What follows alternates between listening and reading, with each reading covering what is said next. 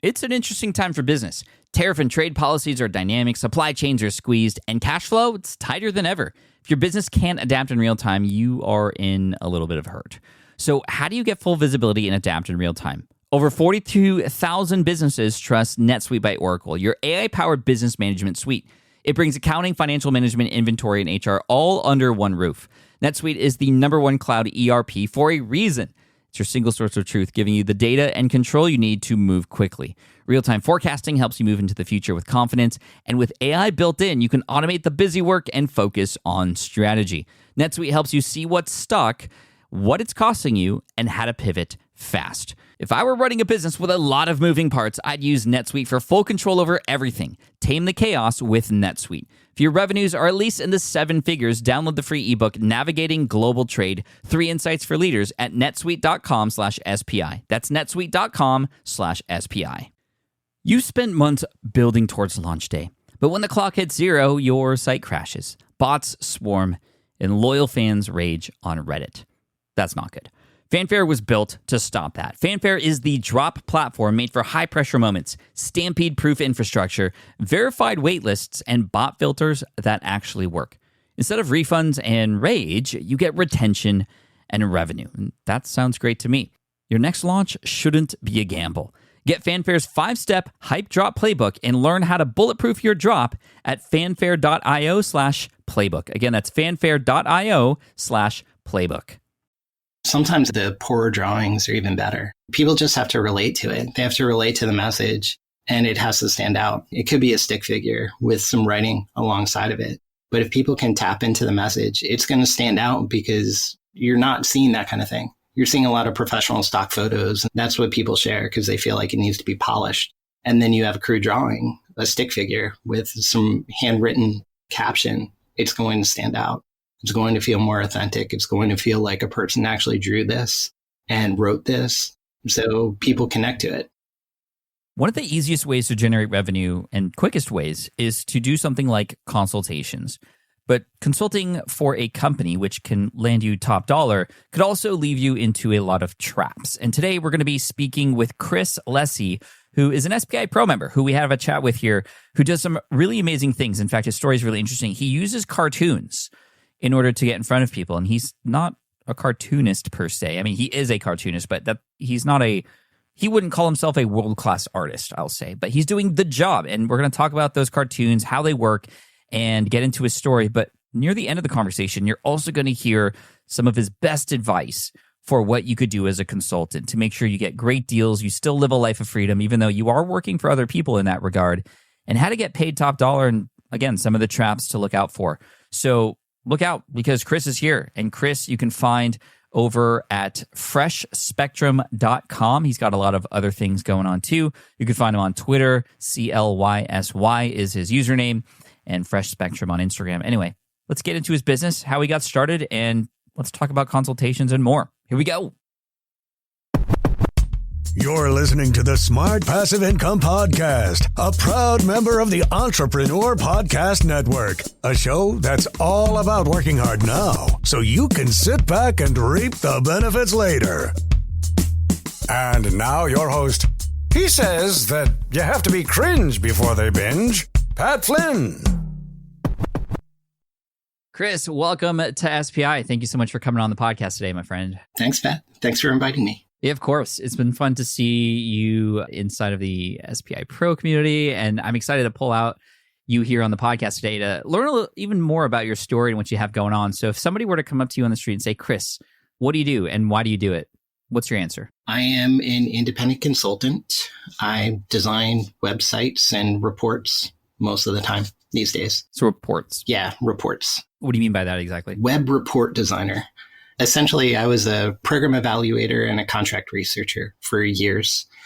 And the kind of product, the end product for most of those things, so whether it's research or evaluation, is a report that gets sent to a client.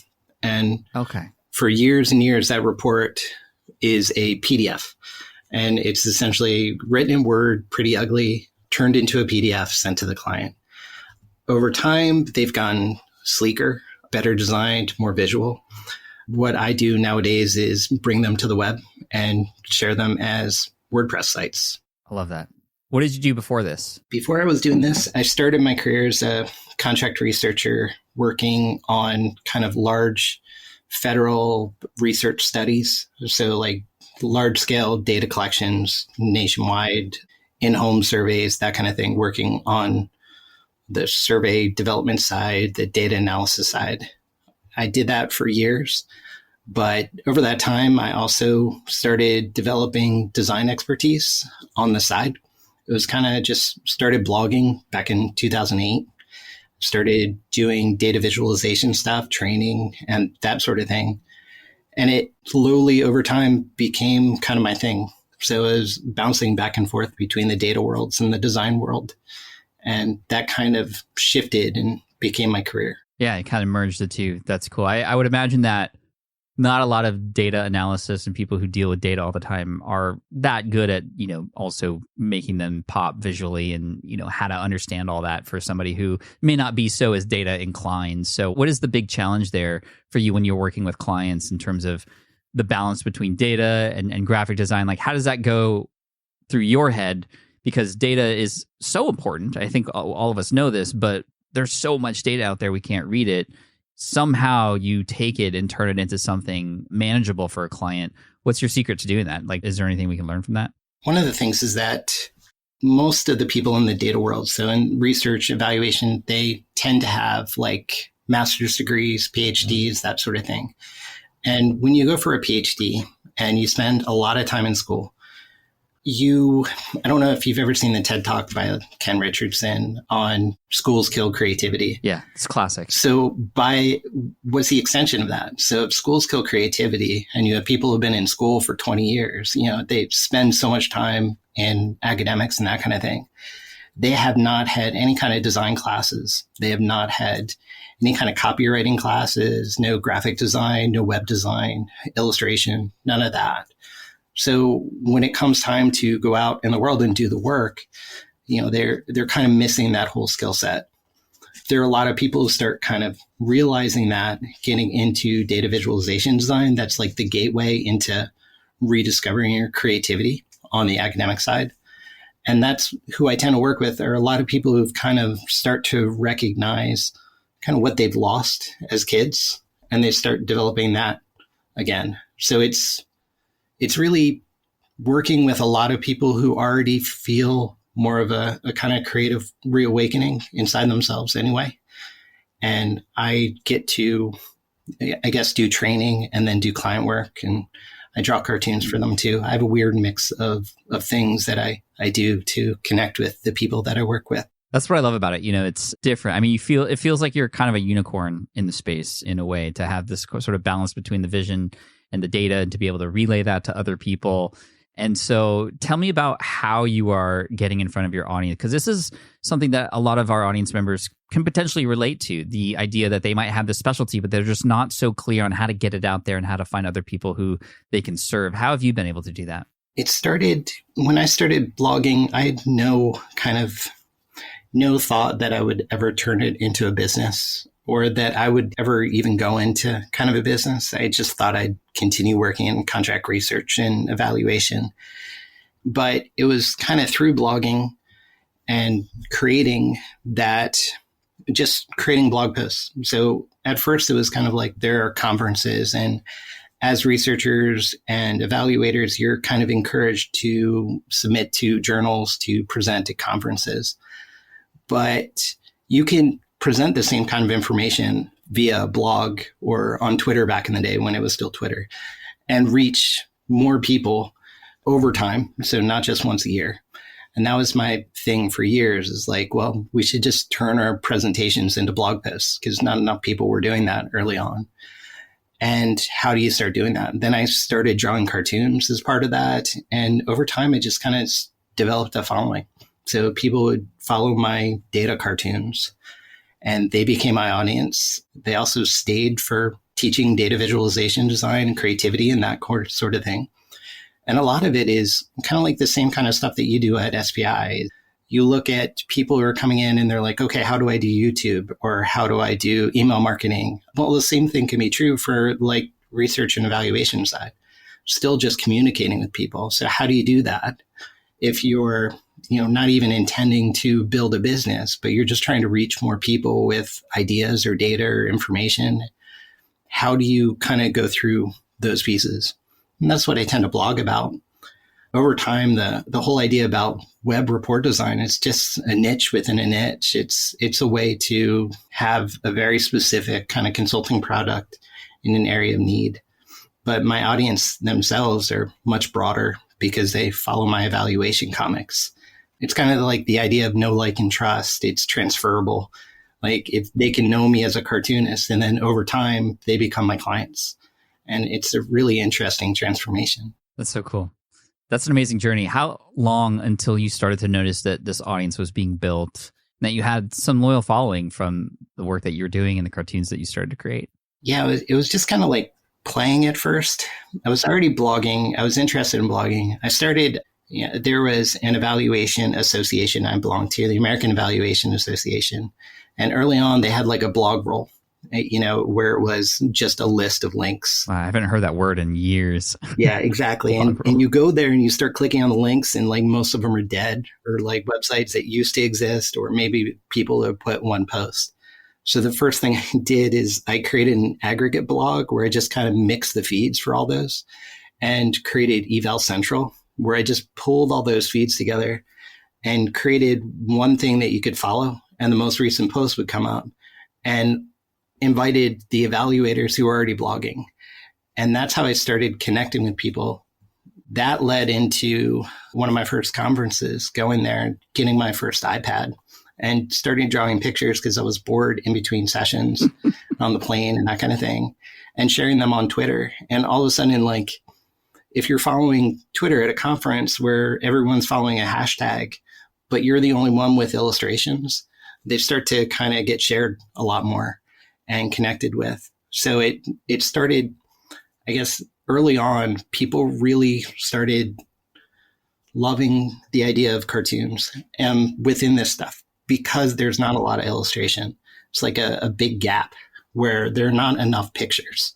So if you can fill the world with kind of simple pictures that are creative, people gravitate towards it.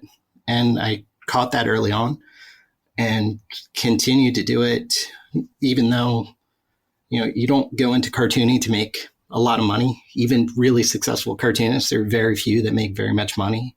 But it can be really easy to use comics as a way to reach large audiences, and then figure out a way to sell to them later if you need to make money. Yeah, especially if it's in a very particular niche. The cartoons are just there to support the ideas, to capture attention on social.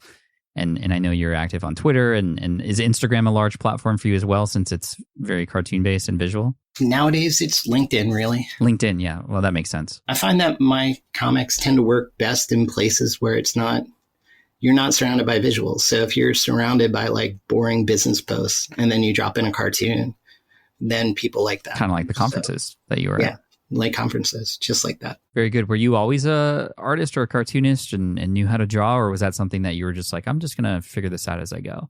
I was, as a little kid, I was always drawing pictures. I loved art, but I was good at math. So I was encouraged to go down the math route and go into engineering and that kind of thing. I ended up kind of failing out of school. It was like almost failing out of school for engineering, and then getting into social sciences and sociology and following my interests more. But it wasn't really until I had my daughter back in 2007 that I started getting back into my own kind of creative side of rediscovering that part of me, because finally we had crayons in the household and we were drawing pictures and that kind of thing. Oh, that's amazing. And I think that really changed and brought it back to me. It had been lost for years. That's incredible. And so for the cartoons that you were drawing, obviously you could draw anything, but when you're a cartoonist and you're trying to support content, like, how do you know what to draw, and what do you do to get inspiration? Where do you even begin for you as a process? I mean, everybody's process is different. I'm just curious how you come up with, well, like, of all the things, here's what I'm going to draw a picture about. And like, do you try to add some comedy in there, or is it more just like, this is how it is? Tell me a little bit about your process. I tend to kind of play off the absurdity of life and the profession in general, and people's experiences with the profession. So most of my inspiration comes from people, and it comes from having conversations. Struggles, problems, challenges, they make the best cartoons. And because you're not trying to provide an answer, you're not trying to even, just tell a joke. It's more like, can you tap into that challenge or problem or struggle that people have? And if you can tap into that and create a visual that goes alongside of that, which cartoons work really well for that, then it invites people to read on, to click the link, go to the post, read the email, whatever it is. And it also creates this element, this artifact that then people can download that and put it in their own presentations. So then it starts to spread in weird ways. You just put your link on I sign with my website link. That's usually my process, is to talk to people about what are the absurd things that they're seeing in their day to day. What are the challenges that they're facing, the struggles that they're having, and then use that to inspire the cartoons themselves. It's interesting because that's what the exercise is when coming up with copy for a sales page or a headline for an email. And you're doing the exact same thing, tapping into those human primal things with your cartoons, which allows for people to connect with them more and share them. They're going to be shared more when they kind of touch people in that way. Can you think of an example of a cartoon that you've done from the past or even that you're working on right now and how it kind of does that? Like, talk it out, because I know many people are just listening to this. I mean, you look behind you. For those of you who can't see, there's this board of cartoons in his background. I asked him actually before we hit record what those were, and those were some of his cartoons. So I love the visuals. Look really great. I was looking back not as like, hey, people should see it, but more like, okay, reminding myself of like what's a good cartoon. Yeah. One of them is, hi, it's just a person on a phone, and I have a newer one in my background, but the older version, when I couldn't really draw in the beginning, they're really bad drawings, but it doesn't really matter. But the person says, hi, I donated $5 last year. Can you tell me how many children I've saved? And it's just kind of playing at the idea, that's it. And it's just this idea of like expectations from an evaluation kind of sort of side of things, what people expect. But people gravitate towards that one. That's a good one. I have another one on causality that's kind of like, my stomach hurts. I ate a bad tuna fish sandwich yesterday. I ate a bad tuna fish sandwich earlier, but I don't have a control group. So now I'll never know. It's oh, yeah. Those are really good. Because one of the things in evaluation is that there's this idea about what are the methods that you want to go with. And a lot of people are like, you have to have a control group, and you must have a control group, but there are all sorts of ways to evaluate things where you don't have a control group, but you can still figure out what's going on or get an idea for that. And those kind of cartoons just tap into those ideas and invite people to explore it a little bit more. Those are the ones that spread. I love that. And you said the drawings don't have to be great. Why is that the case? Sometimes the poorer drawings are even better. People just have to relate to it. They have to relate to the message, and it has to stand out. Like, when you're sharing with an evaluation crowd or a contract research crowd, and you have a cartoon that's just a crude drawing, it could be a stick figure with some writing alongside of it. But if people can tap into the message, it's going to stand out because you're not seeing that kind of thing. You're seeing a lot of professional stock photos and those kind of things. That's what people share because they feel like it needs to be polished. But if you have something, so if everybody's trying to create something polished or they're not adding images to their posts, and then you have a crude drawing, a stick figure with some handwritten kind of a caption, it's going to stand out. It's going to feel more authentic. It's going to feel like a person actually drew this and wrote this. So people connect to it. And not AI even, which is, it's so easy to prompt something now like that. But there's so many metaphors in what you just said. It's not just a cartoon you're drawing. It's the video you're creating. It's a podcast that you're coming out with. It's the website that you're publishing. As long as you have that message and you understand who it is that's on the other end, I mean, it doesn't really matter what it looks like in the end. I think that's a huge important lesson. I'm grateful that we ended up there in this episode today. I'm curious, Chris, okay, a person sees a cartoon of yours on social or, visits your blog, sees one, relates to it.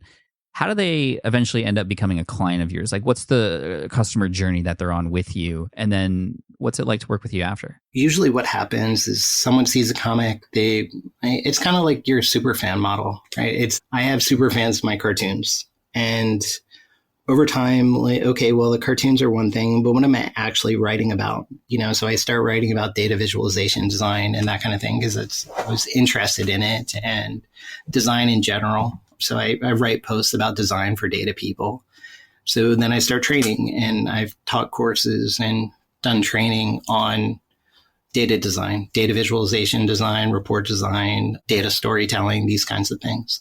So that becomes another step along the process where, okay, there's something I can sell as a product. But as a consultant, some of the easiest way to make a good deal of money in this kind of area in research and evaluation is to do consulting with larger projects, because you can get much larger budgets than I could get for any of the other stuff. And basically, you're just tapping into a need. So you have this broad array. I know that there are many of the people who follow my cartoons who develop reports on a regular basis. They might have a budget to hire a designer to help them with their reports. And some projects might have a budget to hire a web developer for a report. So who are they going to hire?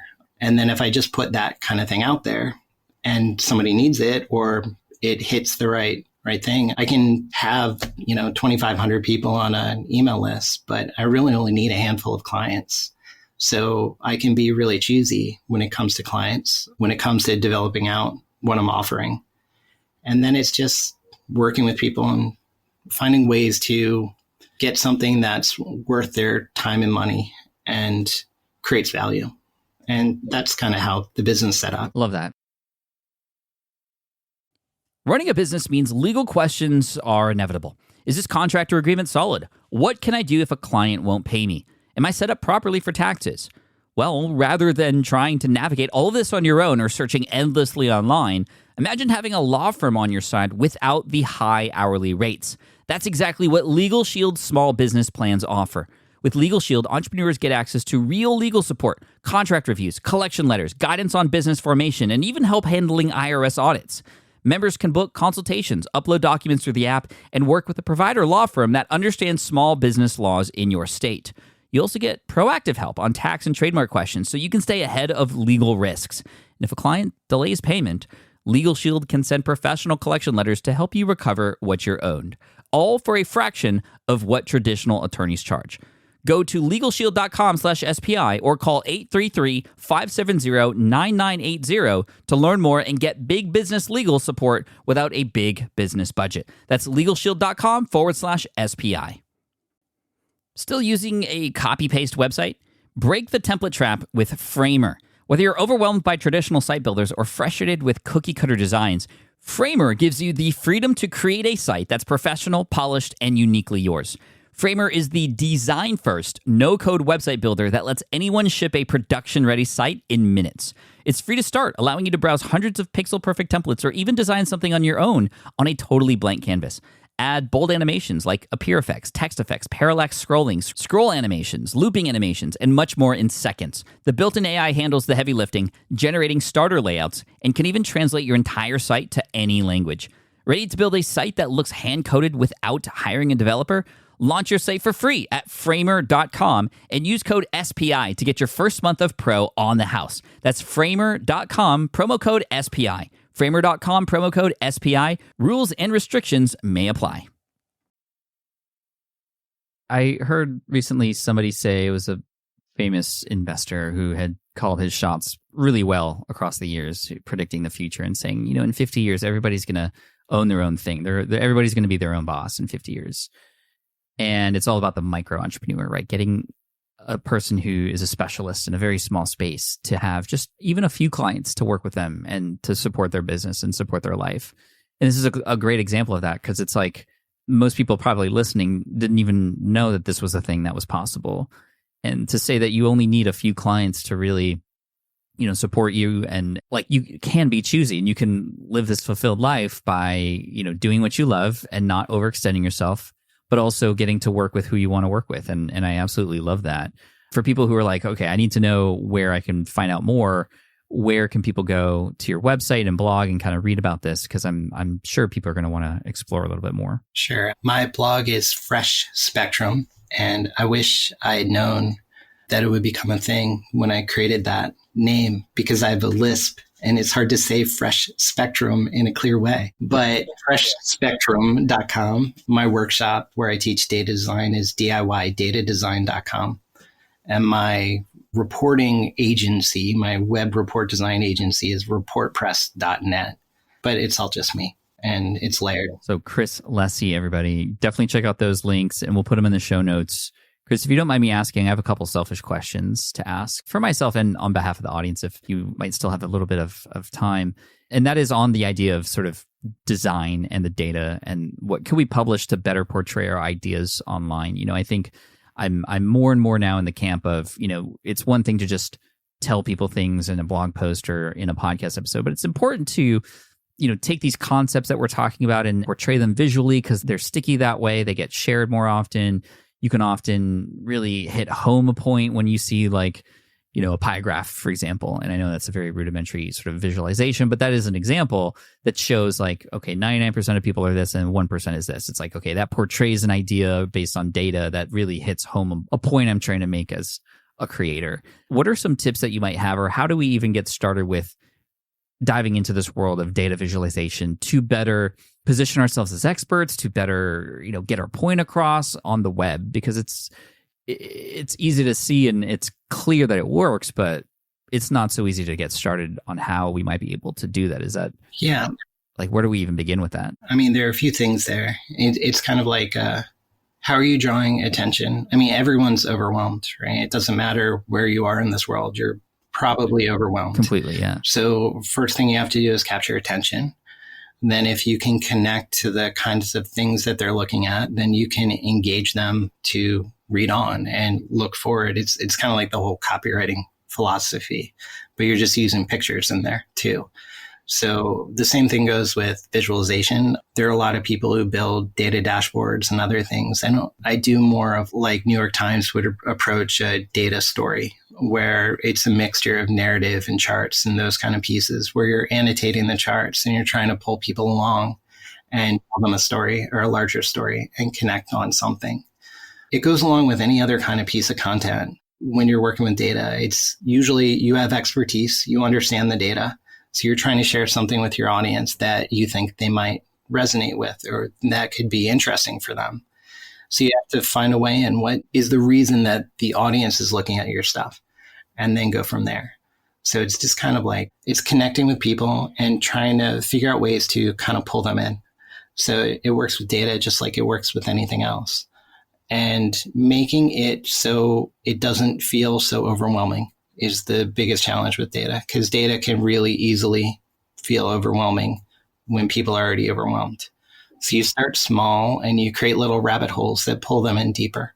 And that's the goal. It's just kind of give them something little, give them the quick wins, and then pull them deeper and give them more and more with an idea of what are you offering them? What's the value for them coming in and looking at this stuff or understanding where you're coming from?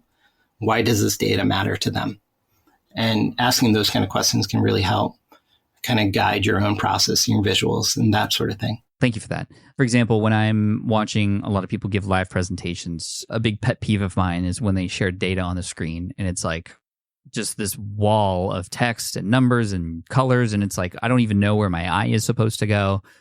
And that is something I see online as well. And it's okay, you're expecting me to burn calories to try to figure this out when it's you, the creator, who's supposed to be telling the story here. So what should I be looking at here?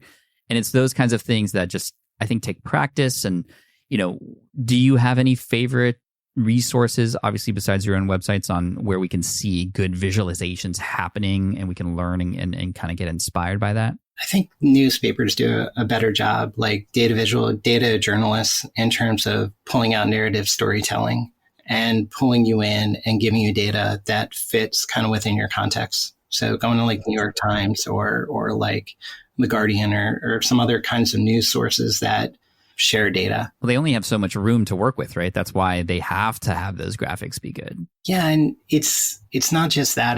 They only have so many pictures that they can share. I think there are a couple challenges when it comes to data visualization in general is that you have a lot of data analysts and researchers and evaluators who spend a lot of time with their work, but they don't feel like they can just share a message. They're like, I have to share all the data and then you can come up with your own messages, right? You can figure out what this means to you, but it's not my role to tell you what this means. It's my role to let you see all this data. The challenge is that's not where people are. You have to give them a little bit more of narrative, a little bit more structure. So it's making that connection that's hard for a lot of people. It's almost like something they've been taught through school that they should just share all the work and not really impose their beliefs on other people, when it's really just guiding them through the visual. And like, here's what you should be looking at. Arrows, annotations, those kind of things can really pull people through. And then building it out like a storyboard can really pull people through. Before we go off, I should give you my consulting model if you want it. I want it. Because I started my business twice. I shut down my business and then started back up. I went back to a job because of like family tragedy, all that kind of stuff. And then I went back out. And my first business was kind of a failure because I was all over the place. And I think people who are going into consulting tend to get a lot of bad advice, or not bad advice, but just not necessarily all that helpful. And some of the things that they focus on is that they spend too much time focusing on rates, when rates don't matter. Budgets matter more than rates. So it doesn't matter if you're offering something at $250 an hour versus $70 an hour. If you only offer that thing for a few hours, you're not making very much money. You're not going to get enough clients. That you really have to focus on budgets, and finding markets is another thing people are really bad at. And the idea that really as a consultant, your job is to kind of be paid for 10 days out of 20 days of a month of work time. And if you can do 10 days at a day rate of $1,000, and you do that over and over again, you can get to 120,000. And then you still have enough time left over that you can keep pushing that up and get to a couple $100,000 as a consultant without changing anything about the rate or anything. You just kind of build it into packages and different products and deliverables. And asking for that much money is really hard for people. I didn't figure that out the first time around. And I went all over the place doing little projects for lots of different people on lots of different things. You end up getting overwhelmed and falling behind and not being able to kind of get by. But if you can just find a few clients that will pay you more money and just make sure that, your goal is 120 days a year, if you can get that paid for, you can do pretty well. Amazing. That is hugely valuable. Chris, how do you recommend finding out what the budgets are so that you can be working with the right people who will pay you the right amount? Sure. There are all sorts of things. Like everything that you do, there's a market rate. It's like when you go to a restaurant and you see the market rate next to like a menu item or something. But there's a market rate for everything, from infographics to videos to websites to consultants. So you start kind of fishing around. I tend to kind of package things around specific products and deliverables, with the idea, it's kind of like you sell the bread, not the baker. So you come up with this idea around these different packages. Like, what would you do for 25 days or $25,000? What could you do for 10 days or $10,000? What could you do for 5 days or $5,000? Ask yourself that, create the structured kind of those three different levels, and then you put it out there and you can start finding their rates, because people will gravitate towards the package. If they have a bigger rate, if they have a bigger budget, they'll gravitate towards the higher level packages. And you can keep experimenting like that and set project minimums. That's the other thing. It's like, stop going under like $5,000 for a project, because you're not going to be able to handle that many clients, even if you could be really successful, unless you have somebody who's going to pay you a couple thousand over and over and over again. If they're only going to pay you once every couple of years, it's not worth it. How do you get over that idea of like feeling like you're charging too much or that you won't get hired because you're charging too much. That mental hurdle is the biggest hurdle. And so I'd love for you to speak on that from your own experience. Yeah, from my own experience, I mean, that's definitely where I started. It was kind of like, hey, I can do this, I can do this, I can do this. Okay, well, pay me $100 an hour, pay me $70 an hour, whatever you can pay me, I'll do it. And just, I don't think I ever put out for a project that was like over $5,000. And then when I came back, I'm like, this is crazy. I know they have a big budget, this one organization, so I should just go big. And I put out a bid with like $100,000 a year, like just something that sounded crazy, and I went for it. What's weird is we spend all this time, like you're going for jobs. People go for jobs all the time, and they come back and they're like, well, I got $80,000 a year for this full-time employed job. And then they're checking out consulting or trying it out, and they're afraid to, sell their stuff for more than $1,000 or something. It's like, well, this client, your employer is paying you $80,000 plus benefits to do this. So they're giving you $100,000 a year to do this. And you can't ask for $20,000. Of course you can. That's a part-time job for other people. It's just kind of like changing your mindset. The budgets exist. If they can hire full-time people to do this kind of work, they have a budget to do something. So all you're asking for are part-time hours. And all the way up to $100,000, a couple $100,000 sometimes. Like, you can get bigger projects. You just have to shoot for them. Shoot for them. And what's the worst that can happen? I mean, you'll learn a lot, and you can come down later or find another company that has a bigger budget. I love that. And like you said, just working with a few select companies that you want to work with and not feel like you're just kind of handing yourself out to everybody. And I love that. The bread, not the baker, productizing your services so it's clear what you have to offer. And then, the more reps you get in, likely the easier it is to just do, and you get even more time back. And then the idea of, okay, I got more time back. Let's not overextend ourselves and try to, serve twice as many clients, but, enjoying that freedom that you get with it. And I think that's key. Chris, this has been a tremendous conversation. Thank you for that. And I look forward to hearing the response to this, and we'll talk about it in pro, I'm sure. One more time, where can people go to find you and your services? Just head to my website at freshspectrum.com, and you can reach everything else there. My workshops, DIY data design, my agency is Report Press, but Fresh Spectrum is my blog. I have a download of all of my cartoons. I put them all out there in a Dropbox folder. Oh, nice. So that's my lead magnet for my cartoons. I just give them all out. But it pays dividends in the long run. I love it. Will we one day see like a coffee table version of your cartoons? I put a book out a few years ago, and people like it. It's really just about, is it worth it for me at the moment? It just depends on how many I have in my archive. But well, your super fans will love it for sure. They do. Yeah. Yeah. That's true. That's awesome, Chris. Hey, man, thank you so much. I appreciate you. I appreciate you. Thanks a lot.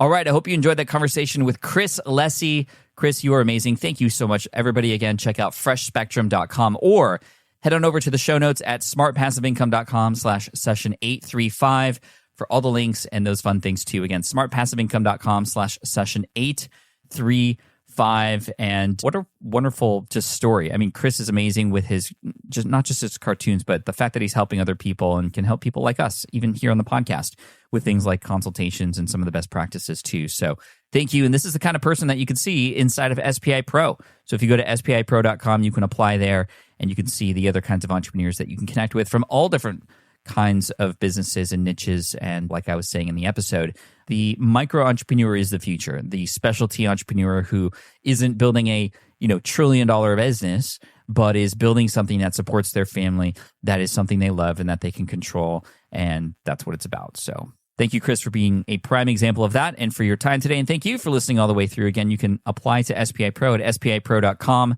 And I look forward to serving you in the next episode. Till then, keep rocking it. Cheers. Thank you so much for listening to the Smart Passive Income podcast at smartpassiveincome.com. I'm your host, Pat Flynn. Sound editing by Duncan Brown. The Smart Passive Income podcast is a production of SPI Media and a proud member of the Entrepreneur Podcast Network. Catch you next week. Hey there, quick pause here because I have to tell you about a tool that completely transforms the podcasting workflow, Riverside. I get it. I used to juggle multiple platforms just to record one podcast episode. It was exhausting. Zoom for recording, Audacity for editing, and then a bunch of different apps just to create clips and social posts. I've tried other ones as well. They were okay, but they were clunky and super time-consuming. That's where Riverside has massively helped. I can do it all in one place: recording, editing, repurposing, one platform, one streamlined flow. I just log in, record with my guests no matter where they are in the world, and just like that, studio-quality audio and high-resolution video all in one. And get this, even if your Wi-Fi glitches, Riverside records locally on your device so everything sounds and looks crystal clear. But here's my favorite feature: Riverside's AI editing tool. You can remove silences and filler words with just one click. Hours saved. With Magic Clips, Riverside also automatically finds the best moments and turns them into ready-to-post videos for YouTube Shorts, TikTok, Instagram, all without the extra editing. So if you're looking to level up your production quality and simplify your workflow, go to smartpassiveincome.com/Riverside and use code SMART to get 1 month free on the Pro plan. That's smartpassiveincome.com/Riverside, promo code SMART. It's built by creators for creators, and I think you're going to love it. I get it. You want to grow your business, but selling at scale feels overwhelming. You're drowning in complicated funnels, creating different lead magnets, or constantly posting on social media. And that gets exhausting fast, especially when you're trying to sell to hundreds or thousands of people. But what if you could sell at scale with a simple, powerful quiz? A Score app quiz or assessment asks your audience key questions and gives them instant personalized results based on their answers. Your audience gets to know where they are now and shows them the steps they need to hit their goals. You can set up a quiz in minutes using Score app's templates and have a powerful lead magnet that'll do the selling for you. The best part is your audience actually wants to take this quiz, and you build huge amounts of trust before you even make a single offer. No hard sales, no chasing leads, just value at scale. Get 50% off the first 3 months using the discount code SPI. Just head to scoreapp.com/SPI. Again, that's scoreapp.com/SPI.